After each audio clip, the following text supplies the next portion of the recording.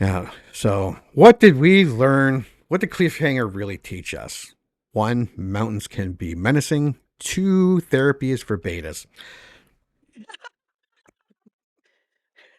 Just hide from your problems and don't talk about them. Yeah. And then hopefully there'll be a gang of mercenaries for you to let it all out. Lights, camera, and action. Welcome to the I Remember Liking That Movie podcast. Remember those childhood movies you loved? We're going to watch them again and find out if they're still as amazing as you remember. Let's get ready to join Anna and Jimmy as they go back and watch those movies you remember being oh so awesomely good. Horror movies that scared. Comedy movies that dared. Damn! And action movies so preposterously ludicrous that they defied the laws of common sense. Now, here's your hosts, Anna Santos and Jimmy Coates.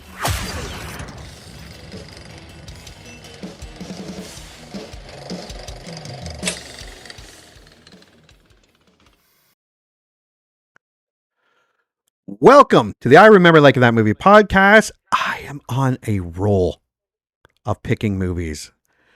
I think 3 in a row here where they have not been great. It's okay, though. It's not your fault that you have a faulty memory. It's not your fault. Gee, yeah. Well, I am so confident in my next pick. I already bought it. Oh, wow. Yeah, I already bought Cliffhanger. Sylvester Woo! Stallone. Plus, it was like $13 or something like that, 4K. So, I mean, valid. and I remember loving this movie. It's a movie I saw. I don't know if it was at the drive-in or the movie theater, but I did see it. I can't remember which one it was. What do you remember about Cliffhanger? I'm very sorry to Sylvester Stallone. I remember him climbing a lot. I remember there were some explosions. But I remember watching it, and no offense to Cliffhanger, I liked it. I was like, oh, good action movie. But it wasn't overly memorable to me. Like, it wasn't one of those movies where if someone's like, oh, what should we watch tonight? I'm like, Cliffhanger. It was never that for me, but I liked it. I thought it was a good action movie. I also really like climbing movies. I like it when people are on mountaintops and they have to survive. Inevitably, someone falls off. Inevitably, you have to do the one-arm hold and pull them back up, always. I think we liked Vertical Limit when we watched it. We did. We liked Didn't like it. Whiteout as much. Whiteout we didn't like as much, but weirdly, I have rewatched it since we watched it. I know you said that. I'm like, I'd probably watch it again too if I saw it. It was a nice little, because I think I had bought it and I was like, oh, it's still there. I think I bought it too, yeah. I'll watch it. Why not? Who's going to stop me? And then I watched it and I was like, this is weirdly like calming. This shitty little movie that takes place in Antarctica. But yeah, I remember it just being a really, really good action movie. Could I tell you what the actual storyline is? Nah. I just know Sylvester Stallone climbs things. He's a climber. That's it. That's all I got. Well, I remember loving this movie. I have not seen this movie in a very long time. It stars, I love Sylvester Stallone. I just do. When we were kids, you kind of had like your favorites. Arnold Schwarzenegger was always my favorite, but Sylvester Stallone movies kicked ass. Yeah. The 80s and 90s. Oh my God. And this is one of our favorite directors. This is Rennie Harlin. We have done Mindhunters. What else did we do? Deep Blue Sea. We've done a lot of his movies. Yeah. Did he do... Oh, he did Graceland. Oh no, that's a TV series. Did he do... Oh, God. Wait for it. Oh. Not the rollerball one. Is that him? I don't think so. I'm looking at his... Okay. Oh, he did The Covenant? Yeah, that's movie. it. The Covenant. So we did. Yeah, so we've already done a bunch of his movies. Yeah. I'm looking through, and I'm like, this is actually this is fun. And the amazing Michael Rooker is in this. And Yes, I love him. John Lithgow, one of my favorites. Also love him. That man can do. I just over Christmas watched, what was it? Daddy's Home 2, where he plays Will Ferrell's father. Yeah. Such an idiot. But he could play the goofy guy from Third Rock from the Sun. He can play a serial. He was one of the best seasons of Dexter, playing a serial killer. He can do anything, and he can sell it. And he plays a lunatic in this movie, as far as I remember. I believe you. Yeah, but he is a really great lunatic. I have not seen this movie since the 90s. I just haven't. I don't know why. And I might regret me buying it. No, it could go either way.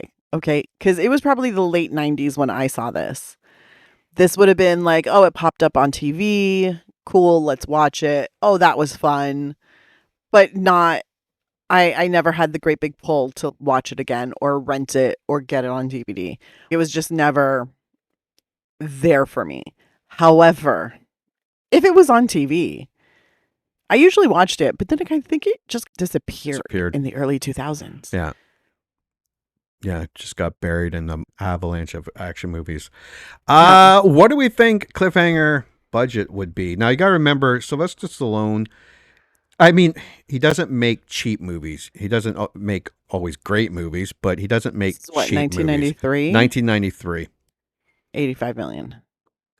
It was made for close. A budget of $70 million. Went a little under. I was close, though. Yeah, but that's a lot of money back. That's a lot of money now. That's just a lot of money, period. I hope for 1993, the explosions better be awesome. For reals. And let's see. Cliffhanger. I am heading towards box office. I'm thinking it did okay. I think it did pretty decently. I don't think it was breaking records. Well, it made 84 million here at home, and it made 170 million internationally for 255. Whoa. So it did well. Got to remember, back then, movies for people listening in the 90s didn't make billions of dollars. If your movie doubled its budget, that was good. If your movie tripled or quadrupled, you did. That's a blockbuster. You would get a golden ticket in Hollywood. Yeah. If you showed up as a director or a writer and you were like, hey, I've got this idea, studios would literally be like, you made us $200 million. Come on in. Yeah. We'll make whatever you want. Yeah. That's how we ended up with Waterworld. I remember loving Water. I remember liking it. And I'm like, what's everyone bitching about? This movie's cool. But I mean, how many times have I watched a movie and been like, it's not terrible? Yeah. Why was everybody so upset? Yeah. Why are people so mean? It opened on May 28th on a Friday, and it opened at number 1 with $16 million. And it was ahead of Unforgiven, Groundhog Day, Scent of a Woman, and A Few Good Men. Ooh, Scent of a Woman. I haven't seen that in forever. No.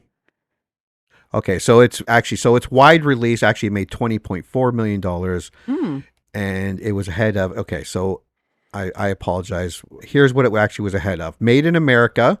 That's with Cheers, right? Malone. Yeah. Oh my God, what's his name? Ted Danson, and Whoopi Goldberg. Whoopi Goldberg and Will Slappy Smith plays his son, right? Wait. A young black woman discovers that her father was a sperm donor, and if that weren't bad enough, he's white. Yeah. Yeah. Yeah. I don't remember that. Was in it. Yeah. I don't remember that movie. Dave. Okay. Oh, I love Dave. That where he plays the president. Yeah. Yeah, that was actually he's like pretty a doppelganger. Funny. Yeah. Yeah. The Super Mario Brothers movie. That was bad even back then. Hot Shots Part 2. Sliver. With one of the Baldwin brothers and... Oh. That's the one with all the cameras in the apartment. I don't know if I like that movie. Menace to Society, Indecent Proposal. That movie was huge. Dragon, the Bruce Lee story, and Posse. I remember loving Posse. That was I don't remember Posse. Mario Van Peebles, all the black guys that were this gang, and one white guy, Yeah. another Baldwin brother. Stephen Baldwin was it. Oh, the Baldwins. Yeah, so for the first week it was number one, then it stayed number one. In June it fell to number 2 because Jurassic Park came out. I remember loving Jurassic Park. Then number 3, 6, 4, 9, 12, 14, 15. Yeah, so it did okay. 84 million domestically. That's not bad. And then 170 million worldwide. Well, Sylvester Stallone was not just a Hollywood star, or is not just a Hollywood star. He is an international icon. Also, in the 90s and the 2000s, it's when international film releases were more widespread. Yeah. Like before, it was rare to get an international release. And if you did, it went into one country. Then it became, we're distributing throughout Europe. Yeah. Or we're distributing throughout Asia. Like you weren't just going to one country and airing in like 3 theaters. No. Like in the 90s is when it kind of exploded. And you needed, but you did, it wasn't every movie, it was particular movie. Like if you were Steven Spielberg, if you were Arnold Schwarzenegger, there were certain people that could sell a movie anywhere. Oh, 100%. And a lot of people forget that, like, it wasn't just the 80s that Sylvester Stallone was huge. The 90s, he made some of his best movies. And yeah, he made like Stop or My Mom Will Shoot and Oscar. But he also, Demolition Man is one of my favorites. Same. I love movies so much. I don't know if it did well with theaters or critics, but I remember loving Assassins with Antonio Banderas and Sylvester Stallone. I thought it was where they played both hitmen and they're trying to kill each other.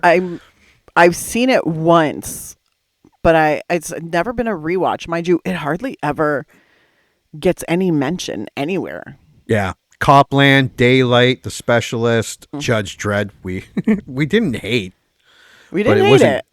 It wasn't good. All right. Well, if you want to look at the Cliffhanger movie poster, I think it's a lot like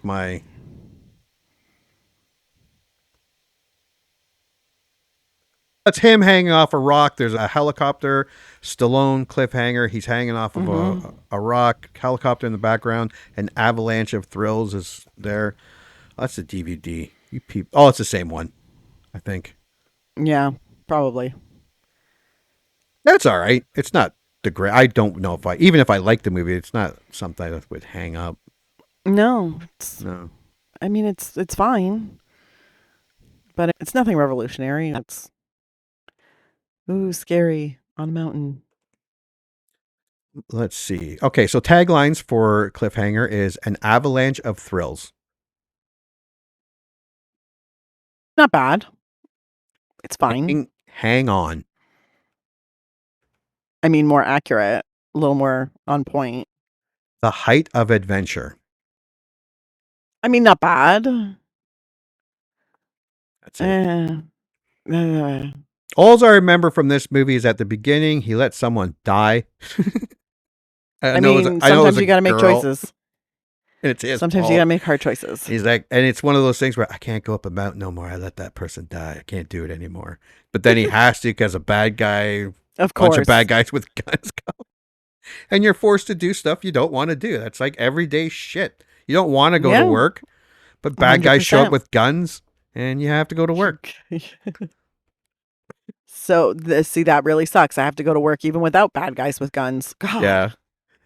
Yeah. What do you think? How do you think the critics liked Cliffhanger? They didn't. Didn't? No. I'm probably middle ground, I think. I think there was probably 60. A lot of like, it's fine for an action movie. Here we go. 56 reviews comes in at 68%. 100,000 plus viewer ratings comes in at 53%. Wow. Uh-oh. I just bought it. Rated R, 1993, an hour and 52 minutes. It's considered an action, adventure, mystery, and thriller. Okay, I will look for a good one. Okay. Let's see here. Patrick Hicks from Feel and Film Podcast says big alpine action with megastar Sylvester Stallone taking on dual thieving villains in a treacherous mountain setting makes this a defining 90s movie thriller full of quotable one-liners and memorable set pieces and kills. Interesting. Alistair Lawrence from Common Sense Media says the main thing that lets Cliffhanger down is a plot as thin as the high altitude air that owns it. 2 out of 5. Mike Massey from Gone with the Twins, an admittedly frivolous yet highly entertaining action-heavy survivalist thriller. 8 out of 10. David Anson from Newsweek says Cliffhanger does its damnedest to see that the audience gets its money's worth of thrills. But for all the state-of-the-art stunt work, the movie has little personality. It's ice cream without flavor. No score. Leah Rosen from People Magazine says nothing in Cliffhanger could possibly surpass that terrific opening jolt, but it's a smart, enjoyable summer action thriller nonetheless, directed by Rennie Harlin with the focused energy of a Boy Scout earning badges. Malcolm Johnson from Hartford Courant. Its special effects and scenery tower over its dialogue, its plotting, and its character development, which are near rock bottom. Nice. And let me look for Roger Ebert gives it 3 out of 4 from the Chicago Sun-Times, saying Cliffhanger is a device to entertain us, and it works, especially during those moments when Stallone is hanging by his fingernails over a 3-mile fall, and the bad guys are stomping on him. Jeff Shannon from Seattle Times. The fact that so much money was lavished on such a thick-headed project represents the height of fiscal ineptitude. But this is the kind of roller coaster ride for which eager audiences will gladly check their brains at the turnstiles. So go figure. 2 out of 4. Well, IMDb has 147,000 user ratings, comes in closer to Rotten Tomatoes critics at 6.5 out of 10. Not great. No, Not great, but not bad. Great. Yeah. All right, I'll start with number 10. I think we've liked every Rennie Harlin movie we've done thus far. I think so. And we've been very clear that they're not necessarily good movies. No. But they're always They're entertaining. Fun. Yeah. One of the best underrated action thriller movies from Sylvester Stallone. 10 out of 10. 2020's filmmakers would never be able to create anything as good as this. Fair Draconica? 9 out of 10.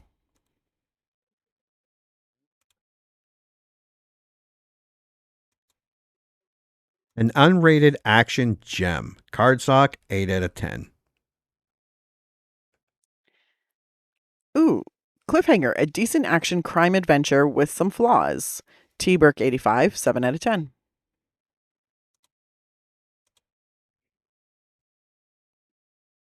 It was so much cooler back in 1993. 6 out of 10. View and review.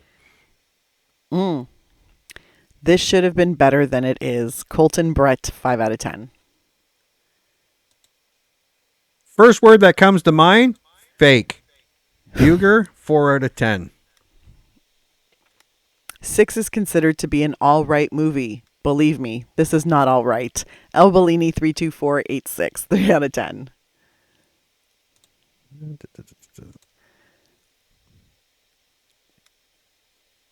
Insultingly stupid. Lomboy 4.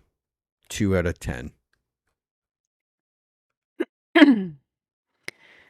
Crap Hanger. Derek Larson 22066, 1 out of 10. Always love it when they incorporate the name. Yeah, me too. Me too. All right, so let me find the trailer here. Have we done any Sylvester Stallone movies yet? Is this our first? No, we did Judge Dredd. I just said that. We did Judge Dredd, yeah. But I think that's it, though. Yeah, we haven't really Sylvestered it. Now, do you like We've 80s? Arnold it. Yeah, we've done a few Yeah. Arnold. Do you like 80s Sylvester Stallone? Like Rocky, Rocky, Rambo, Cobra, yeah. those type of movies. Yeah. As far as I remember, I like it. That's It's true. also been years since I've seen Rocky or Rambo. And then I he's think the done last like time I some saw Rambo was over like in the the top. Only he could do a movie about arm wrestling. Only he would want to do a movie Yeah. about arm wrestling. I got an idea for an action movie. Oh, what do you got, Sylvester? Arm wrestling. What? And I need $80 million. That's funny. Okay. Arm wrestling. You got it, man. You got it. We call it over the top because it's arm wrestling. All right, I got a good trailer here. All right, so let's share. Oh my God, my youngest won the Caring Award. Really? Oh, just walking around thinking pretty fucking high of herself. You know why I know that? Because I got the Caring Award. And I know what award I got? The Ass Kicking Award. Just Fantastic. days of like just telling everybody that they should be I more love kinder. it. Here we go.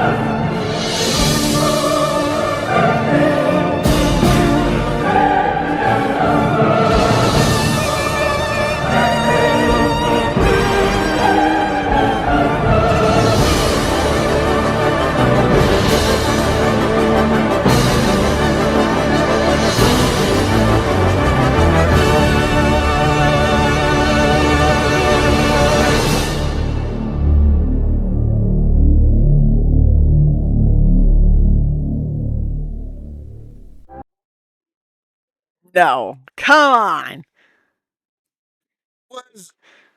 Was that the real trailer? That's my question. That can't be the real trailer. That's a fantastic trailer. But Yeah, that doesn't seem especially- like but- a regular Hollywood trailer. But all that flags to me is that the dialogue is so bad. They're like, we shouldn't use any of it in the trailer. For those listening, that music that you just heard was put to the trailer of the movie, and it looks fantastic. I don't remember that though, so give me 1 second here. It's from Rotten Beautiful Tomatoes. scenery. Oh yeah, it Absolutely gorgeous. that's from Rotten Was that the Tomatoes. actual trailer? Well, here I will look at the other one because I think this is a word. This one has actual. But that made me like all those scenes of the helicopter. I don't know how a wooden bridge blows up, but I'm guessing they had to spend $70 million somewhere I mean, valid. because everything looks like it blows up real good. A lot of fighting, a lot of stunts, practical stunts too. That's nice. All right, let's try this Apparently one. that really was. Really? Here's this one. Please, The trailer- please, I don't want to die. You're not gonna die. Don't let me fall.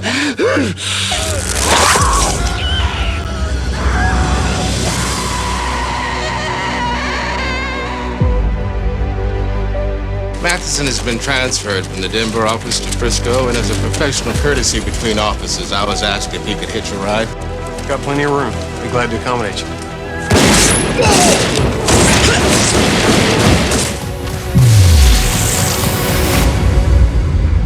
We just got an emergency call that 5 climbers just ran off Combe Left. I haven't climbed in months. You just lose the feel. Maybe you mean the nerve. Where's the helicopter? What the hell's going on? What are your names? Tucker and Walker. Well, Tucker and Walker, we're missing 3 bags. What's in them? None of your fucking business! Fudge! Yeah, I'll stop it there because that's not a trailer. That's a DVD trailer or whatever. You not good. That was the real trailer then. Yeah. It was funny because I Googled this and it was like the original 1993 theatrical trailer for Cliffhanger. It's highly regarded for having almost no dialogue. Instead, it focuses on breathtaking stunts, action sequences, and the snowy mountain landscape set to intense music. So that was the actual That was one of theatrical the trailer. best trailers I've ever seen. Yes, but now that I've heard Some the dialogue, I understand why. They didn't spend money on dialogue. I know the dialogue that cost extra.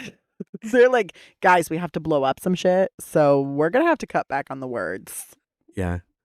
Oh, that was a fantastic trailer. 100%. It's gorgeous. It looks, it looks gorgeous too. The mountains and stuff like that. Yeah. What's your prediction? I think I'm gonna like it. I think it's gonna be a good standard action movie that's a little over the top and a little ridiculous, but it's gonna be a good time. Yeah, I hope so. I hope so too. I just I bought really the want this 4K. win for you. Yeah, You really. just bought the 4K. Just bought the 4K disc. All right. We are going to go watch Cliffhanger from 1993, starring Sylvester Stallone. And when we get back, we are going to review it. You heard them. Movie time. Let's all go to the lobby and get ourselves a treat. And then watch a classic kick-ass movie from whenever the one we're about to watch was made.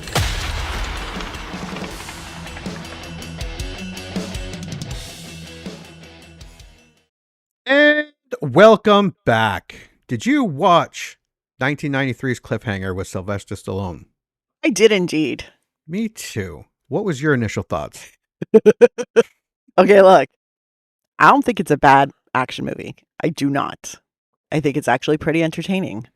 However, when I started watching it, right, the 90s like titles coming up, and I was like, okay. Yeah. And then I saw a screenplay by, I don't even remember the other guy's name. I feel bad. I'm so sorry, sir. But the word and Sylvester Stallone, I was like, oh, he made additions. He made changes after the fact. I'm like, this will be fun. Let's see if I can spot them. P.S. I can spot them. Oh, probably, yeah. Easy. 100%. I'm like, yep, that was a Sylvester ad. That was a Sylvester ad.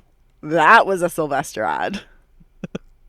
But there was some where I mean, cheesy action movie. What are you going to do? Yeah, and he's won awards for writing. Yeah, no, Like, here's the thing. It's not that what he wrote is bad. It just didn't fit this movie. No. That was where I was like, ooh, you're trying to make this into something it's not.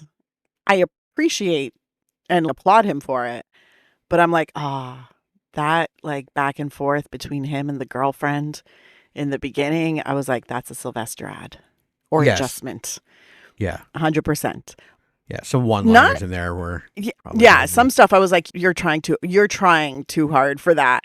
But I mean, look, if Sylvester had written this movie from start to finish, I wouldn't even be mentioning this. If he and the other writer had collaborated, yeah, that's a different story.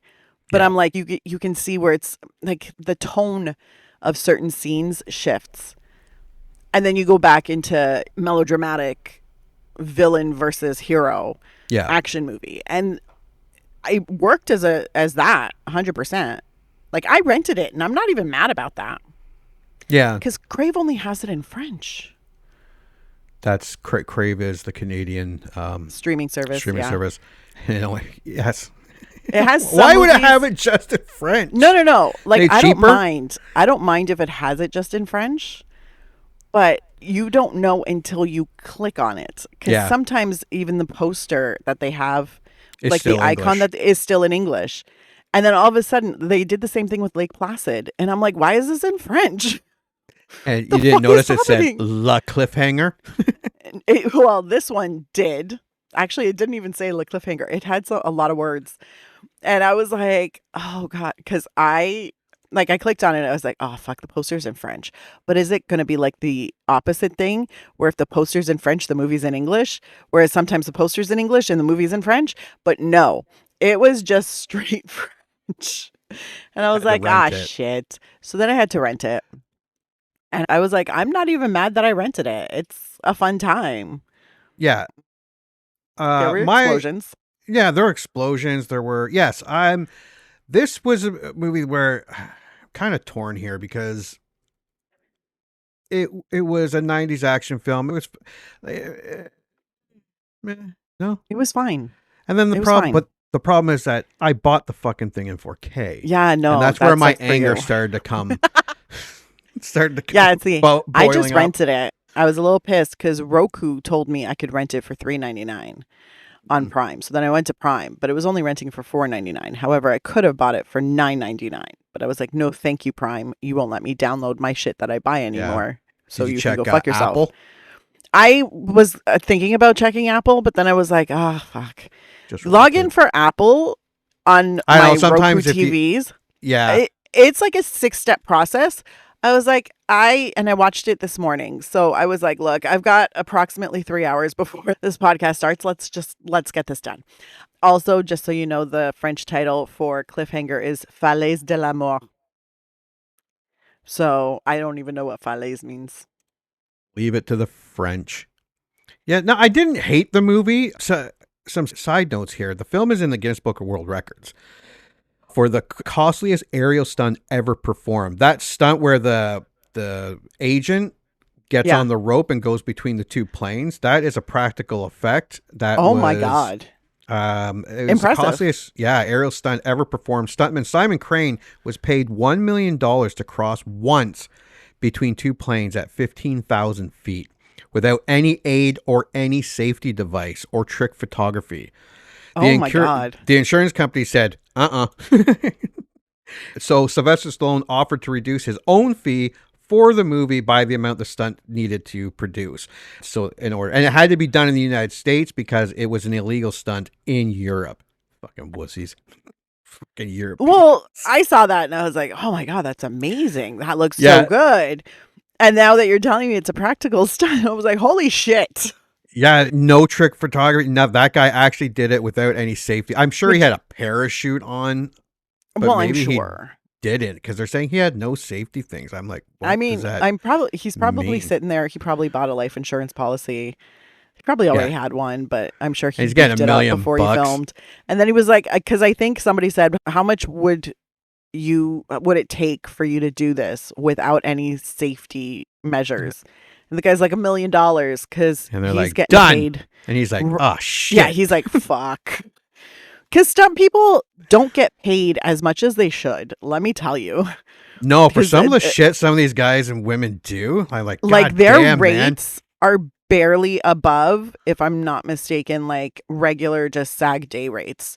So I'm like, they're not making like Sylvester Stallone money.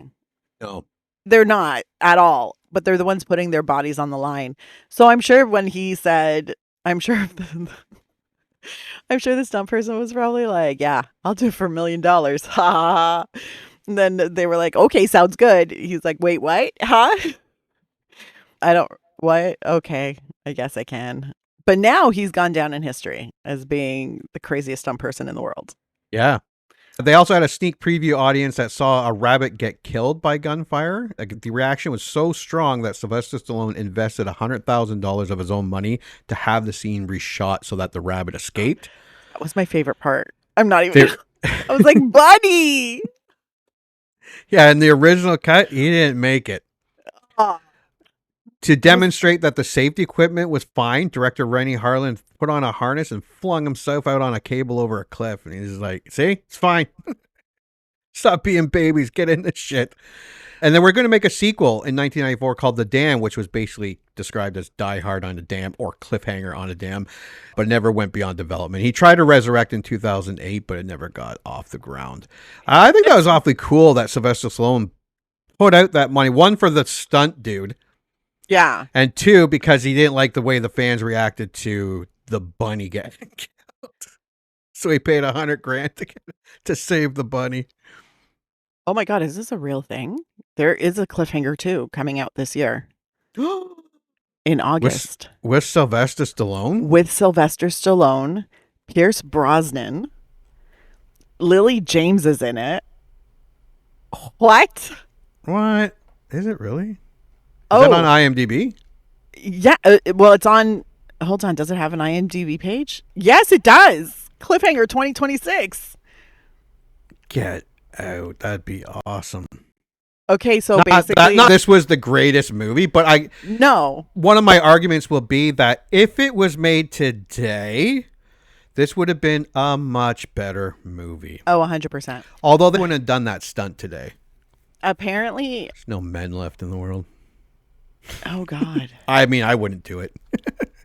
There's no crazy people. Well, actually, no, there are still crazy people left in the world. Not for $1 million crazy. Like if I Not was $1 million. on 10 million, Mr. maybe. Beast, if I was on Mr. Beast, I'd be like, sorry, dude, I ain't doing that for $1 million. No. See, if I was a stunt person and I had done a lot of zip Oh, if I was lining, a lot of qualified, if I was maybe, yeah. qualified, Yeah, maybe. and they said, "Hey, look, I still wouldn't do it for $1 million because you can't really retire off $1 million anymore." However, in 1993, you could. Now you couldn't. That's so sad. Yeah. However, if they were like, "Yo, we'll give you $10 million for it," I'd be like, "Fuck yeah, let's do this." But the premise of Cliffhanger 2 is a mountain climber must save her father and sister from a gang of kidnappers. I don't know if it's who's the father, but there is a trailer. Well, 93, it could be his kid. His kid would be, if they had a kid in 94, I mean, it could be possible. almost like 30 years old. Yeah. And then this is I'm If that's saving real, this- I'm very excited because I- while not my favorite movie, No, I would I definitely watch Cliffhanger 2. I mean, I'm so curious because I'm like, yeah, so Cliffhanger 2026 is, there's a poster too. Jesus Christ. Oh, but Sylvester Stallone did not write it. And there are 2 women writers credited. Oh, my God. It says it A has mountain guide. trailer. Yeah, there is a trailer. A mountain guide and his daughter's alpine climbing business. Oh, it's called The Dam. It is the actual one they was talking about. Oh, this one just says Oh. Cliffhanger 2026. Oh, this one says Cliffhanger 2026, yeah. Yeah. But Alpine business faces a tragic event, forcing them to confront and overcome adversity as dangerous foes emerge, unleashing chaos. So Anna Lily Amirpour, Mark Bianculli, and Melanie Toast wrote this. Pierce Brosnan, Lily James. I think Sylvester he's not in it, apparently. Oh, Maybe some of he's the posters. producing Maybe he just has a cameo or something. Because he's in. It looks like he's in the trailer. So interesting. I'm very excited for this. I am ready. Yeah, I'm watching a trailer of it right now. But I don't know if it's from that or... I don't know. I don't know. Apparently it says it's coming out in August. There's like a whole list of like real actors. Yeah. So I'm like, shit. If this is what's happening. There's like a whole poster. It's like a whole thing. I'm like, oh. Anyways, I remember that because of when I Googled where to watch See, look, in the Cliffhanger 2 trailer, I don't know if there is an official one, but it says Sylvester Stallone returns.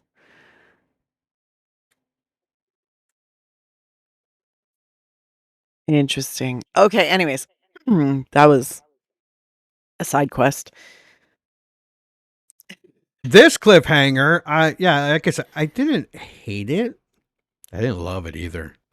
No. The fucking stupidity of that first box, that first suitcase of money. Yeah. Because I love the opening where he dropped the check. That was great.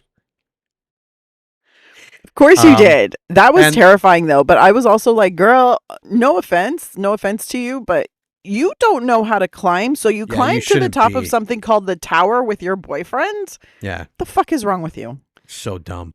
And the part where the plane gets taken over and everyone turns on each other and all that stuff was fantastic. I was into it. But that first suitcase where he's up there and the one guy's, I don't trust him. They're like, yeah, I don't trust him either. Let's kill him. And then I'm like, what the fuck are you guys talking about? Wait till he comes down with the $30 million. Then shove him off the very and then narrow shove him cliff off that you're or on. shoot him. Like, why? It didn't add up. It was like it was done just for the action set piece to be accomplished. And I'm like, oh, God damn it. And there are a couple more like this throughout the movie. But John Lithgow was fantastic as a villain. As shitty as the dialogue in this movie was. Oh, it was shitty. He was able to take it and make a cartoon villain work. Yeah. Sylvester Stallone was Sylvester Stallone. He was fine. Yeah. Janine Turner was a little, I'm like, can you make... Some of her wording was a little bitchy. Like, Jesus. My whole thing with this is I'm like, you have a female ranger. That's her actual fucking job. Yeah. It's the outside. That's her job. And you're making her into a stupid fucking moron. Yeah. With everything having to do with the outside. Yeah, you can fly a helicopter, bitch.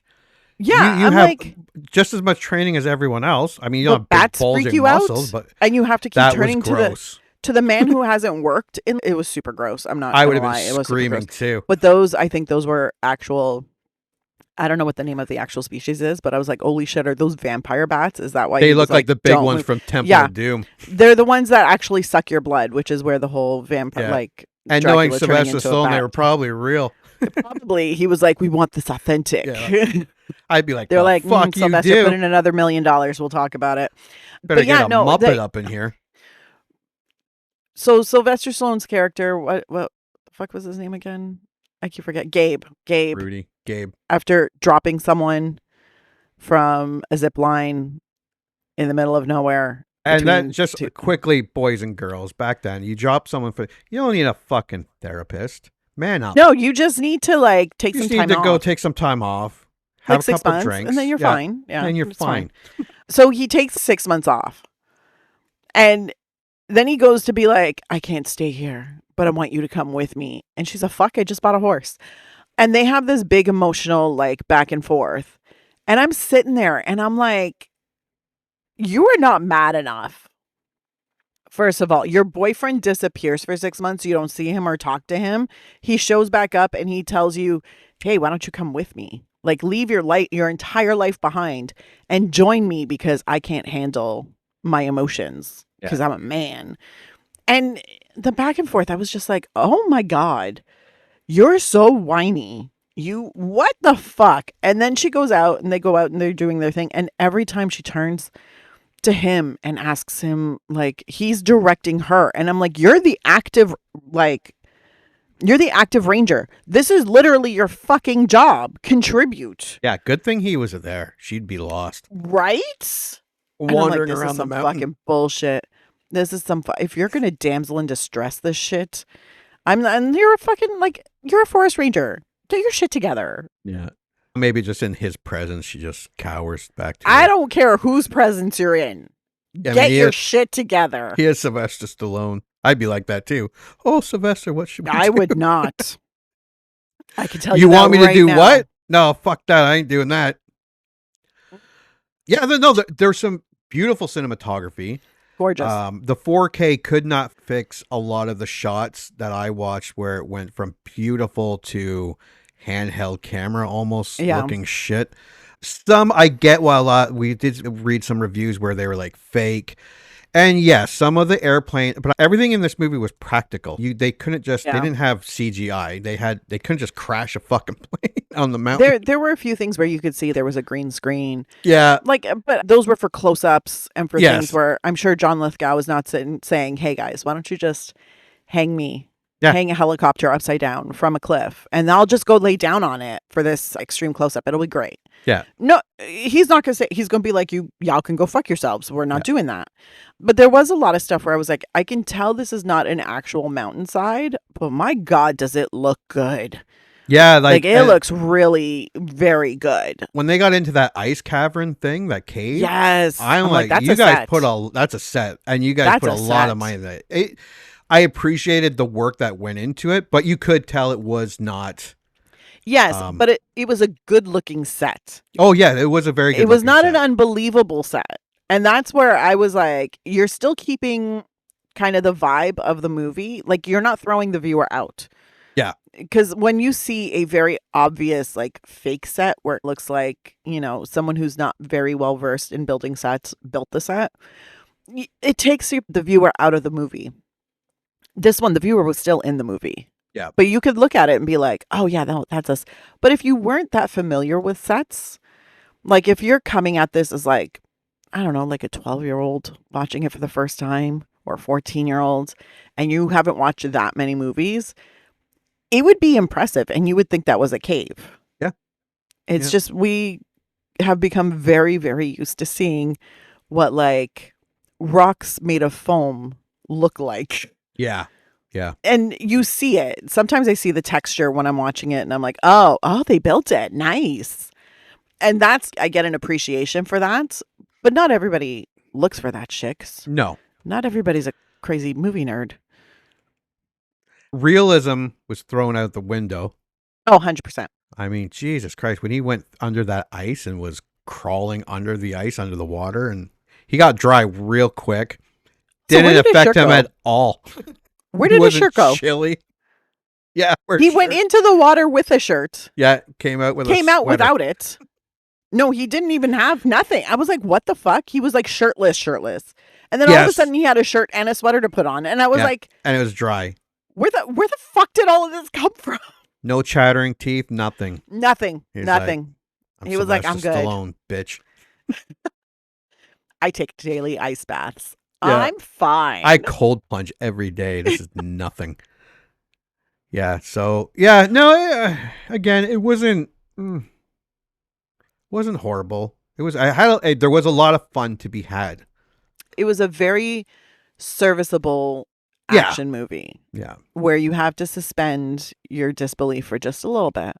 Yes. And you have to buy into what they're trying to sell you a little bit. Like you have to make a conscious decision to be like, yes, of course. Yeah. All of these forest rangers are definitely expert rock climbers who free climb these big giant like rock formations / mountains. Did you connect with the old Frank wintertime. there?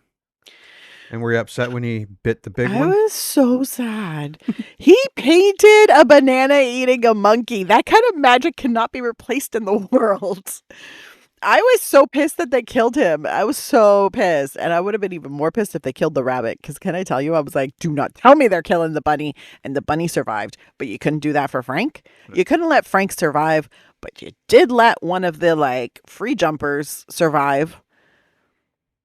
What, he couldn't tell Frank? Yeah, there's a bunch of people shooting at people up there. And they're holding your ranger hostage. Maybe you call in backup before you go out by yourself on a fucking helicopter. All by yourself at like all by 70 yourself. years old. With one gun. Yeah. No, sir. No. No, and again, before we get into plot here, a lot of the shots looked really nice. Like the two beautiful. idiots that were cliff diving and shit like that. Yes. That stuff was great. It was very pretty to look at. There was a lot of good in this movie. Yep. There was a lot more mediocre. Yeah. Passable. Decent, we'll say. And then there was a few just, oh God, why'd you do that? Jesus Christ. And it was, so overall, I'm not that mad about it, but I'm not mad. I'm not mad. Let me rephrase that. I'm not mad. Not thrilled, but I'm not mad. All right, let's go through this plot. Mountain rescue rangers Gabe Walker, his girlfriend Jessie Deegan, and Frank attempt to rescue their fellow ranger Hal Tucker and his girlfriend Sarah, stranded in the Colorado Rockies. Sarah harnesses brakes loose and she falls to her death despite Walker's effort to save her. Hal blames a guilt-stricken Walker who leaves the ranger's service. One, fucking Hal should not have taken his girlfriend up there. See how fucking 100%. high that thing was? Jesus That Christ. was ridiculously high. And look, at one point, oh God, what? Jessie, that's her name. I was going to call her Janine because that's the actor's name. But Jessie says, like, he shouldn't have brought his girlfriend who barely knew how to climb up there. Yeah. And I was like, that's a very, very valid point. Because even when they were being rescued, like, she's standing right on the edge. Half of her feet were off the edge of that cliff. And I was like, what are you doing? You've got two people trying to maneuver like safety harnesses and a zip line, and you decide to stand really close to the edge, ma'am, who's not attached to anything. Smart move. And they put a lot of pressure on Walker. Right? Because Jesse's like, you got to get out there and get her, and Hal's, no, you can't. You're too heavy, and he's like, don't it's you not drop meant for her. two people. Yeah. There's Don't a lot. you Don't drop drop her. her. Don't I'd be drop like, her. Dude. How many times did he say, I'm reach trying. up with your other arm? Notice how nobody said, drop your pack. Yeah. Because she was still holding her backpack. Drop your pack would have been my first thought. Because then there's less weight. Then you can actually lift up your arm a little bit. I also probably would have mentioned, take off your fucking gloves. Yeah. Which are not tight. Those are not climbing gloves. I'm like, girl, what? But everybody just keeps screaming, don't drop her, reach up. Yeah, he knows that. He knows he shouldn't drop her. I was like, what the and then he got to like That's watch Rescue her. Eye 101. contact. Yeah. Eye contact as she dropped. And I was would have been saying a lot more than that if he dropped me. I regret nothing. Yeah, so, and that is great scene. Yes. It looked great. Couple blue screens, but it was fine. I mean, you have to at some point because not every actor is a stunt person. No. So now, 8 months later, Walker returns to collect his belongings and persuade Jessie to leave with him, but she refuses. Meanwhile, psychopathic former military intelligence operative Eric Quaylen orchestrates the robbery of over $100 million in 3 suitcases of uncirculated bills. Yes, this was $1,000 bills who they said would be useless to anyone to try to steal it, except for this guy who's a worldwide villain who can circulate it. Yes. It caught me off guard because I'm like, $100 million? That doesn't seem like I only buy a few houses nowadays. I mean, it depends on the you houses. could retire on $100 million, but you could definitely retire. Be tight. It depends. Yeah, it depends on, because I say this to people all the time where I'm like, I don't need much. Like, I am not an extravagant person. I like extravagant things on occasion, but I am not an extravagant person. So when people start talking about like how much you would need to retire, I'm like, yeah, 10 million. I'm good. If I got 10 million today, I'd retire. Yeah, you could, and I would live comfortably. Comfortably, yeah. I would not be living in a $10 million mansion because that would be crazy. But I would have a nice little condo. So when you hear 100 million, and then apparently it's split between like 8 people. Yeah. I was like, now in 93, you could probably do a lot with like you could be 13 living million each. A luxurious life. Yeah. With your share, your cut of that. And also remember, during this, people keep dying. Yes. People died even so your before. Share gets bigger and bigger. Yeah. So even before the money landed on the ground, there were people dying in that plane, in the little plane that was picking up the money. So the share got bigger for everybody. Turncoat U.S. Treasury agent Richard Travers hijacks the McDonnell Douglas DC-9 carrying the money, shooting his team members and attempting to transfer the case in midair to Quaylen and his team of mercenaries aboard a Lockheed Jetstar. I don't need that much information. Apparently that jet was a Lockheed Jetstar. I believe you. One of the wounded agents, Matheson, shoots at the thieves before. I would do the same thing where he just gets up and is like, I'm going to die, so fuck it. And he just unloads his machine gun into everything. Okay, and it's funny because that was the guy. Also, we've all seen this actor like a million Oh, times. yeah. Of actors in this movie that are recognizable. Vito Verginis. I've seen him a million times and I love his face. It's a very expressive. So he's like, yeah, he just got a promotion. He's devoted to his work. He's the one that flagged that they were being followed. He's ready to go. Then he's like, don't you see? They were trying to steal the thing. And then everybody turns on him. And then everybody gets turned on. He gets shot. I think it was the pilot stepping on his hand. Yeah. And cracking his watch. That he was like, nah, man, I'm not going out like this. Yeah. And he gets up and he starts shooting. And he's like, I know I'm going to die. That was not a man trying to get off that plane. He figured it was just going to be a crash, not a kablooey. But like, he managed to get a couple people. He managed to stop them from taking the money. Like, he did a good job. He's going to get a commendation posthumously. On his tombstone. No, they're going to have a little ceremony at the office and have some sheet cake. Yeah.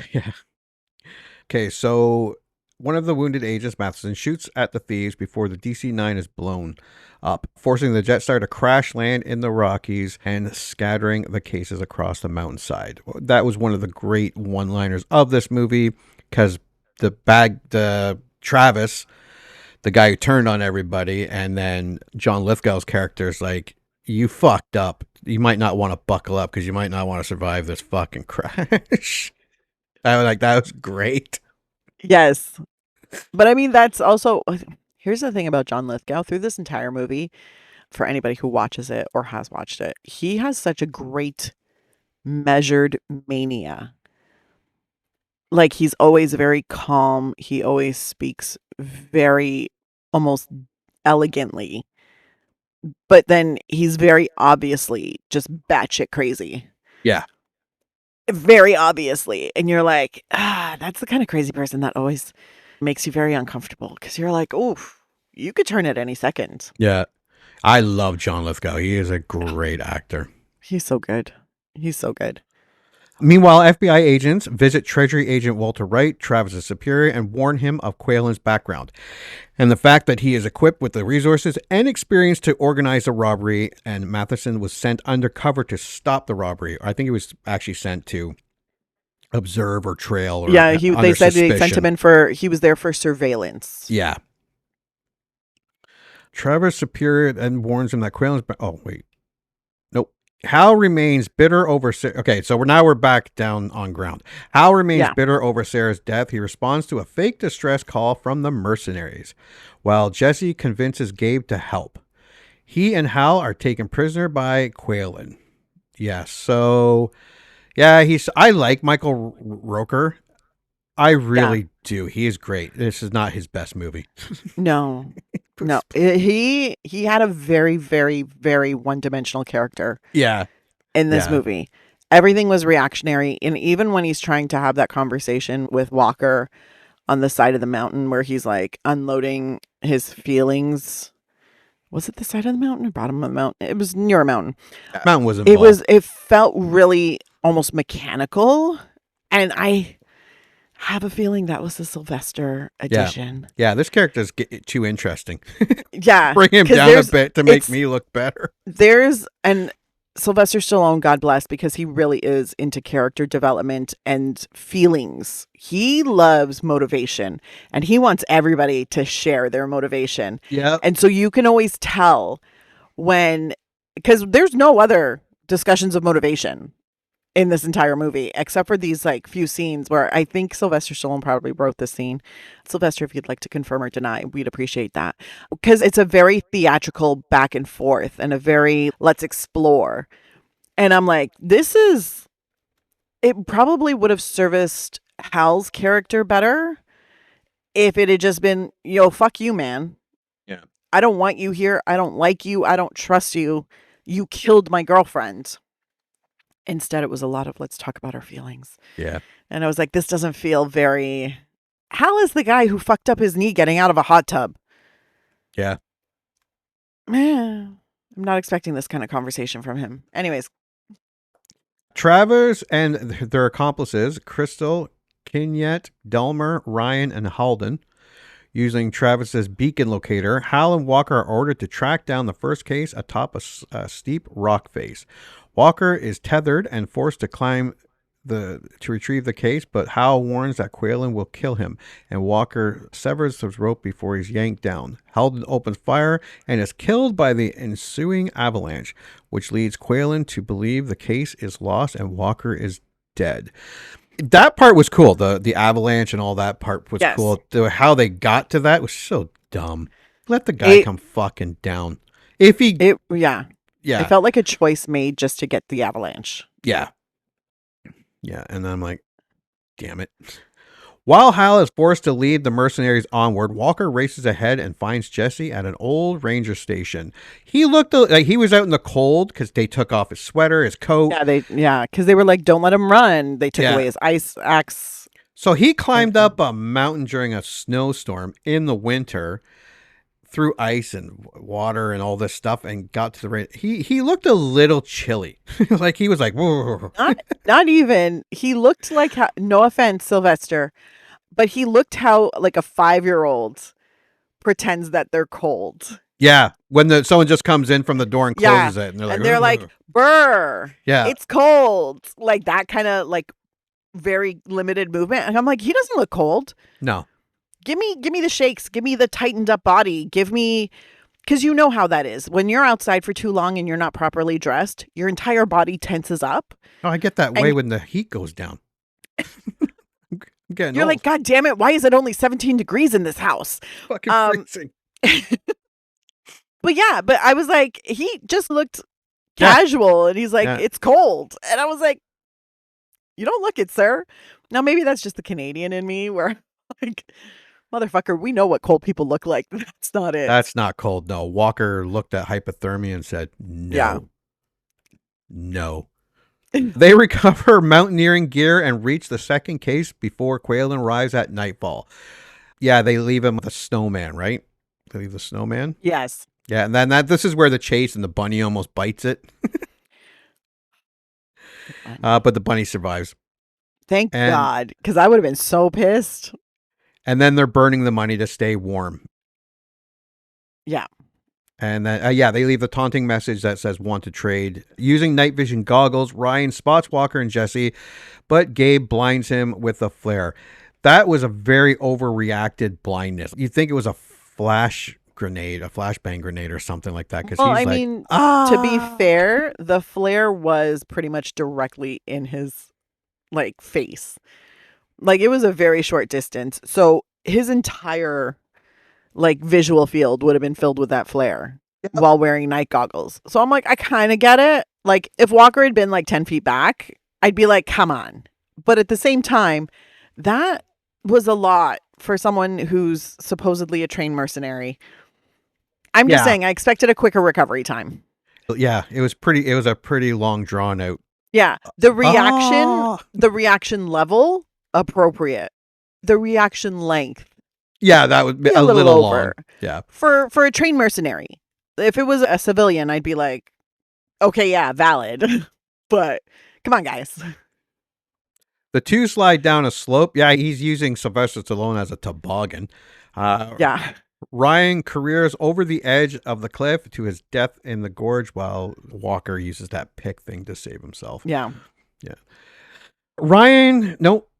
Walker and Jesse race to beat Quaylen to the last case, while Hal tries to warn away two young climbers, Evan and Brett. Yeah, we see these guys at the beginning. They see Walker. They speed up in their Jeep, and they're like, hey, man, this could not be more 90s.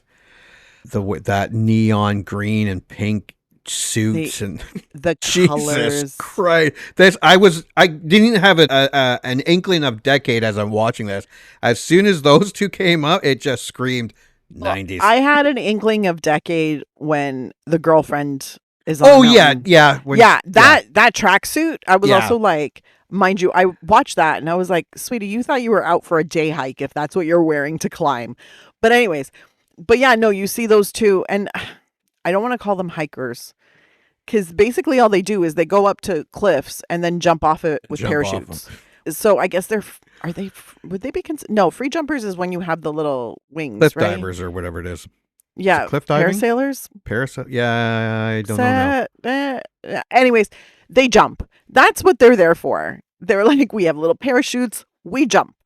But yeah, no, you see them in the tent, Base which jumping. establishes they're still base jumping. Thank you. So they're in the tent. They've established that they had to stay overnight. They were like, "Hey, maybe you watch the Weather Channel before you take us out." Yeah, were they hung up on the side of a mountain?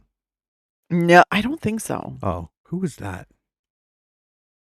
Was someone hung up over a mountain? Oh yeah, he was, because he was saying like, dude, next time you're watching MTV, maybe flip over to the fucking Weather Channel and check to see what the weather's gonna be like. See what the weather's gonna be like, huh? How about it? And then immediately afterwards, like you see the evil villains and Hal coming through, and Hal's trying desperately to save their lives. They're just two stupid kids. Like, Yeah. let them go. And they're like, "Hey, Hal," and he was like, "Yeah." And then one of them cocks the gun. Hal calls out. They start running. They hit the one kid in the back, who I will always remember, because when I saw him, Max Perlich, he was in the first season of not Buffy, Angel, which is the Buffy the Vampire Slayer. Like, he plays the cryptic demon who. Oh, the green guy? No, not the green guy. Oh.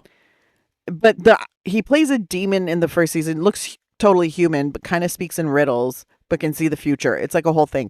He's the whole reason that Angel ends up going to Los Angeles. It's like, But I always remember him from that. And I've seen him in a million other things. He just keeps popping up. But I was like, oh my God, look at you, so young. You're so young and so fresh in this movie. It's like his buddy there, the other guy that jumps with the Max. His name Matt Perlich. Yeah, he's been in tons of stuff too. Yes. So anyways, one dies. The other one gets shot off the cliff. As he jumps. He gets off the cliff. He manages to put on his parachute, gets off the cliff, gets stuck in the trees while bleeding from a gunshot wound. And then there are wolves. Yeah, those weren't the type of wolves I think that would be there. Those were smaller wolves. I think the wolves that would be in the Colorado Mountain would be more timberish. They're like larger. gray, much larger. But they look scary enough. When a pack of wolves are literally circling you because they smell fresh blood, doesn't matter what size they are. Yeah, no. Oh no. At that point, you're like, nope, I want to nope out of this. But thank God he was unconscious for most of that, so he had no idea he was about to become dinner. Get away, you stupid dogs. Evan and Brett, before the Quailman's men open fire, Brett is killed, but wounded Evan base jumps. Oh, there it is, base jumps. I went over to Google the fucking base jumps off the mountain and parachutes to safety. Frank, scouting the mountain by helicopter in search of his friends, all by him fucking self. This old man should not be, I don't even think he should be working. He's old. He should be in retirement home golfing or something. But Frank should have retired years ago. Yeah. But so searching for his friends, rescues Evan. That's the kid that made it off the mountain he shoots the gun and the wolves scatter. Kinnett confronts Walker in a brutal fist fight in a cave, but Walker impales him on a stalactite. That's the actual word. Stalactite? Stalactites? Yeah, for those listening, those are the dripping rock formations that go to a point up and down inside a cave. Stalagmites and I guess it would be kites? Yeah. Tights? I don't know. I can never remember which one is the up and which one is the down. I learned all of this in geography, I swear. He kicks his ass pretty much for the whole fight. Like, yes, until he gets picked Walker up like a little baby and tossed into the ceiling. Yeah, and then but I was like, come on, guys. Rock. You're telling me he gets kicked like multiple times, just getting the crap beaten out of him, but he still has the strength to yoink him up and throw him into the ceiling? Come on. Yeah, I stubbed my toe and I inform everybody I am out for the day. Done. Don't ask me for anything. I'll be in my room. Thank you. That's just because you're super special. I'm out. Where are we? When Travis attempts to be okay. After he threatens Jesse's life, Hal alerts him that the gang has rigged explosives above the cave, and Walker and Jesse narrowly escape. Yeah, they keep telling everybody these bad guys are horrible. They keep announcing what they're doing. They all keep saying names too. Yeah, they're using each other's names. They're telling the good guys what they're going to do to them. I think that's a surefire way of letting the hero escape. Come on. The mercenaries flag down Frank in the rescue helicopter, and Delmar fatally shoots him. Hal tries to warn him, but yeah. When Travis... the woman, it's Sarah, not Sarah, Crystal, whoever the Crystal. evil woman is. Yeah. Because they only get to have one evil woman. She literally takes his gun and like holds it almost at point blank range. I'm like, how are you going to save him from that? Yeah. He can't run. No. That wasn't even her that killed. It was the other guy. When Travis attempts to betray the others, Quaylen forces him to stay by killing Crystal, leaving Quaylen as their only pilot. Yes, Travis says, you know what? Fuck you. I have the thing. I'm in charge. And he says, oh, you know what? Shoots the girl. Well, now I'm the only one that can fucking fly the helicopter, so it looks like we're partners again. That was cold. Yeah. That was... she was surprised. Yeah. Yeah. She was not expecting that. She was like, what? What are you talking about? And then 2 taps to the back. Yeah. Out the front. Yeah. It was like, well, I'm going to wait here. You guys go get the money. I cannot stress, if you go to watch this movie again, and John Lithgow almost by himself makes it worth watching, because he's just a cartoon villain in this, but he does it very well. Very well. Measured crazy. Yeah. As a mercenary. Yeah. Oh, no, go ahead. The crazy bubbles under the surface. So like the surface is still. He's like a duck. He's a crazy duck. Because he appears as very cold, calculated, but reasonable and very methodical and thinking things through. And then all of a sudden there's like a manic moment. Yeah, and he just pivots and becomes crazy, and then pivots back to like, guess we're partners now. Again. Can we carry on? Can we just do this? As the mercenaries split up to look for the last case, Hal stabs Delmar in the right leg with Frank's knife, then kills Delmar with his own shotgun and escapes. While Walker recovers the money from the last case, they really have problems getting to these before Walker does. He plants the tracking beacon on a rabbit to frustrate and increasingly... Oh, this is where... Frustrated and increasingly unhinged Travis, who rants Quaylen by walkie-talkie, allowing the authorities to track their position. Pursued by Travis, Walker falls into a frozen river, but kills Travis through the ice with a climbing bolt gun and is rescued by Hal. Yeah, so that's a lot that happened there. And that's where he puts the tracker on the bunny. The bunny, and then he realized he's been chasing this rabbit, and he just fucking unloads on this rabbit. This automatic weapon, and I'm like, sir... You better not kill the bunny. I hope the bunny ran to the... In the original one, he got the bunny. Yes. And he probably was like, yes, I'm going to go to jail, but I shot that fucking rabbit. Take that, Elmer Fudd. It's exactly what it is. It's like, I understand he's unleashing all of his rage for everything that's gone wrong, because a lot has gone wrong on this. And he's probably thinking there, you know what, I should have just stuck to my job, gotten retirement, had the pension, and just kept it moving. Like, why did I do this? And then that fucking rabbit shows up and he's no. It just all comes out. Yeah. And yeah, because Quaylen is like, you guys go get the last case. I'm waiting here by the helicopter. I'm done walking around. Yeah, he's like, nah, I'm done. I'm just gonna wait here. You guys bring me the money. That's fine. Thanks. Jesse signals to the rescue helicopter, believing it to be Frank, and is taken hostage by Quaylen, who demands that Walker and Hal surrender the money. I like the look of her going to thinking it's Frank, and then the helicopter turning around and it's Quaylen, John Lithgow's character. But I'm like, and he's holding a gun. I'm like, slide down the mountain. He will not be able to get you. I mean, it's a mountain. It would be very hard for him to maneuver. It would be a lot of maneuvering for him. But she's just like putting her hands up. He's got to land. There. Then you could run. When he's landing. And that's the part, because I'm like, where near you is he going to land? Yeah. Can he hold the gun while he lands the helicopter? It's like he sees her, or she sees him. She sees the gun, and then she's like, well, guess I'm done. Guess I'm caught. How do you know where he's going to land to get you? Did he have a whiteboard and he printed it out and held it up to the window, and you guys went from there, and did he send you the MapQuest directions? Yeah.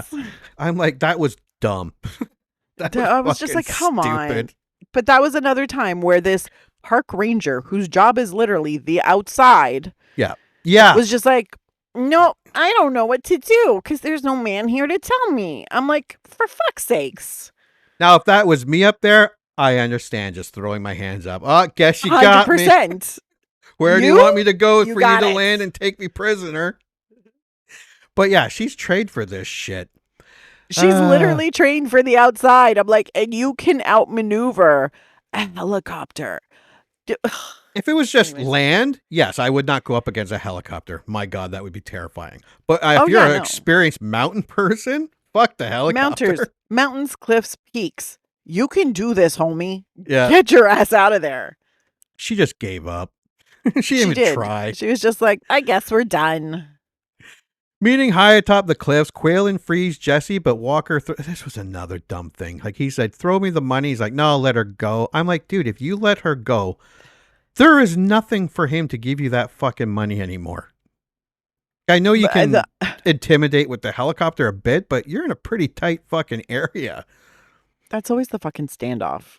And I'm like, at this point, It looked cool. It looked very cool.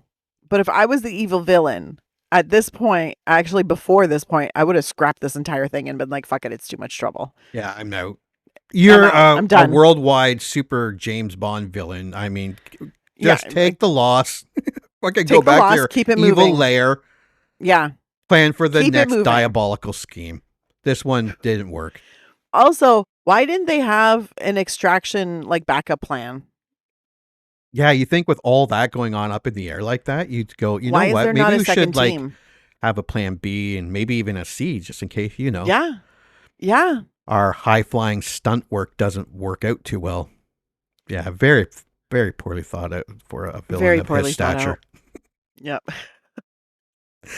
Quaylen frees Jesse, but Walker throws a bag of money into the helicopter's rotor blades, shredding the cash, and tethers the helicopter's winch cable to the cliffside ladder. Hal helps shoot down the helicopter, which hangs over the cliff, and Walker and Quaylen atop the wreckage. Walker fights off Quaylen and climbs to safety as the wreckage falls off the cliff, killing Quaylen. The authorities arrive as Walker reunites with Jesse and Hal. With that much money back in the day, Yep. FBI, Federal Reserve, and all that stuff, one helicopter? Really? That's all you got? Yeah. Not got some one. local fucking authorities called 'cause ahead I of think time? it was funny because they talked about calling in the National Guard helicopters, Mm. but there was a mechanical problem, so it was going to be about an hour before. By the time they had already been searching for a few hours, and I'm like, this is the best like search and rescue mission you guys can. I'm like, where is search and rescue?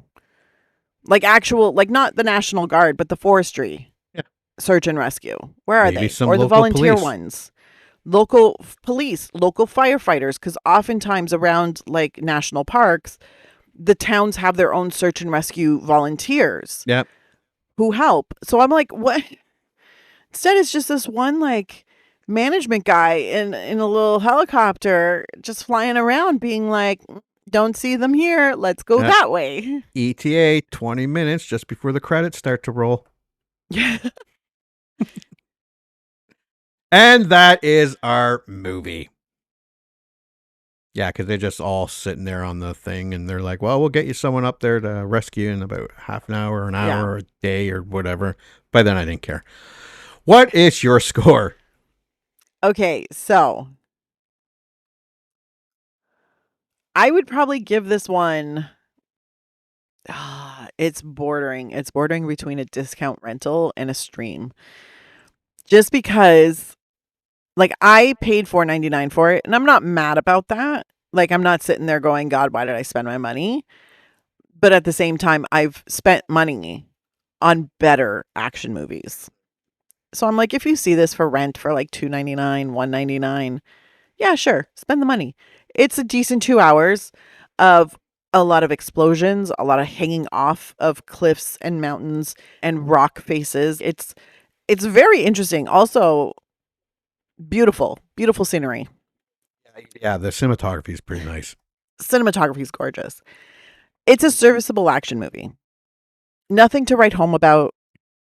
There's no deeper meaning or underline. Like, no offense to Sarah, who dropped in the beginning of this movie, but she doesn't matter.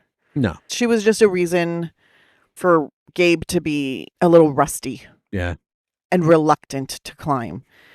But it's one of those things where I'm just like, also 6 months. Fuck off, 6 months. 3 years, sure. 6 months. But anyways, I'm going to calm down about that. It's fine. It's a fine movie. When I ended it, when it came to the end, I didn't sit there going, God, that was a waste of my time. But I also didn't say, oh, that was really great. I should put this in my rewatch rotation. I like a lot of shitty movies. Like, I just did a rewatch of the original X-Men movies. They're shitty, but I love them. And I will rewatch them to the end. Am I ever going to rewatch Cliffhanger? No. Probably not. If it's on TV, I might stay for a bit, but it doesn't do anything great. It's fine. It's fine. So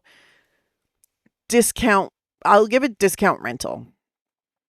And my IMDb score would probably be, I don't know, like a 6.3. It's fine. What's your score? All right. If you remember loving Cliffhanger, and if you remember liking Cliffhanger, and you're thinking about revisiting it, let me borrow a line from the villain. Don't bother to buckle up. You may not want to survive this. Because nostalgia sometimes is a liar. The dialogue, wooden. Not charming 90s, just wooden. Some of the effects, rough. I paid for the 4K, and now you could see more of the mistakes. And the plot, which actually isn't a bad idea, is executed with a strategic brilliance of a group project where nobody did the reading.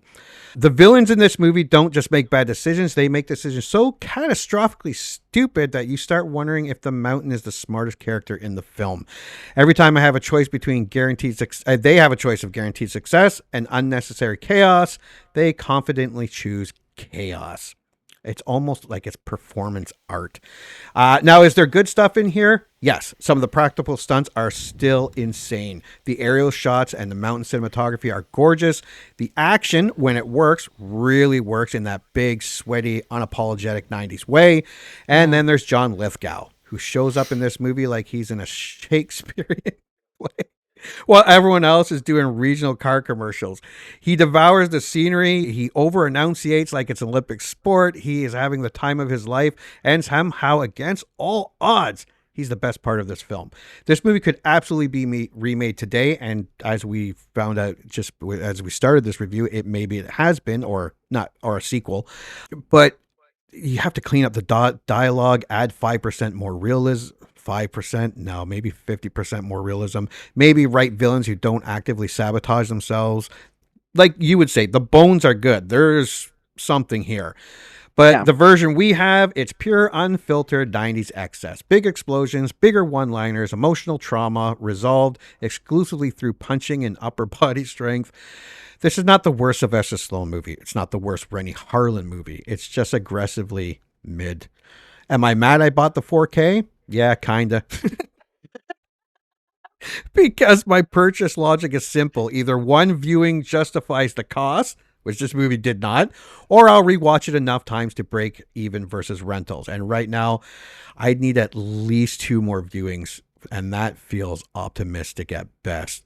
Yeah. Should you stream it? Honestly, yeah. It's a perfect turn your brain off and watch these criminals lose to gravity kind of movie. Just be prepared to finish it and say, that was okay. But I could have watched something better. My IMDb would be 5.5. Points awarded for scenery, the stunt work, some genuinely great action beats, and for Lithgow, proving that even in a movie that occasionally feels like it was written during a power outage, a committed villain could still steal a show. True. Yeah. So what did we learn? What did Cliffhanger really teach us? 1, mountains can be menacing. 2, therapy is for betas. Just hide from your problems and don't talk about them. Yeah. And then hopefully there'll be a gang of mercenaries for you to let it all out. Yeah. Is it terrible? No. Is it great? No. Is it this kind of, it's just one of those movies I wouldn't spend money on it. I wouldn't, like, if you were like, oh yeah, Cliffhanger, and like you said, a couple bucks. Yeah, or when Apple has their 99-cent rentals, I could see 100%. That. But yeah. Just stream it. Don't buy it. Learn from my mistakes. Now I'm stuck with this. I think movie. I said this in the preview. where I was like, I know I watched it, and I know I remember thinking it was a good action movie, but I don't actually remember anything about it. The trailer was fantastic. The trailer was so theatrical and dramatic, and I was like, oh, it's going to be like tense and high pressure, and there was no pressure. No. There was no tension.